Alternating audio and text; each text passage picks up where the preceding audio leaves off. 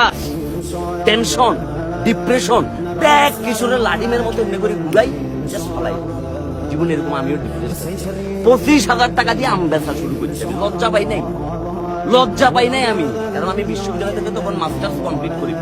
আমার ভিতর বিন্দুমাত্র হীনমন্যতা ছিল না। আমার শুধু একটাই টার্গেট ছিল যে সৎভাবে আমি কিছু একটা করি।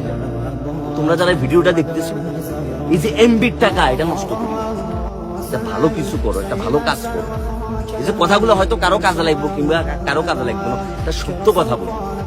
দিন শেষে যখন তোমার অবস্থান থাকতো না, তোমার কোনো পজিশন থাকতো না, তোমার কাছে টাকা থাকতো না, তোমার সমাজে কি প্রতিপত্তি থাকতো না, শুধু শেফালির মা বোন সবকিছু তোমার ছাড়ি চলে যাবে। আর দিন শেষে তুমি যখন তোমার যোগ্যতা দিয়ে অর্জন করে দেখাবে, তখন তোমার কালা চেহারা, তোমার ট্রাক ড্রাইভারের চেহারা, তোমার হকারের চেহারা, তোমার মনে করো যে কিয়া বা চুখান মার্কার চেহারা, সবাই এটা দিতে শুনবে। দিন শেষে যোগ্যতা ম্যাটার, দিন শেষে ট্যালেন্ট ম্যাটার, দিন শেষে পরিশ্রম ম্যাটার। সুতরাং পরিশ্রম তো করি, হতাশ হবার কিচ্ছু নাই। এবং আমি যখন এখন সকালবেলা ঘুম থেকে উঠি ব্রাশ করার জন্য আয়নার সামনে দাঁড়াই, আমার কাছে মনে হয় যে আমি পৃথিবীর সবচাইতে সুদর্শন পুরুষ। আমার চাইতে বড় সুদর্শন পুরুষ আর কেউ নেই। দেখতে পিচ্ছিরি লাগতো, দাঁতের মাঝখানে ফাঁক, মনে হইতেছে কি রাশিয়ার সাবমেরিন ডুবি দেব।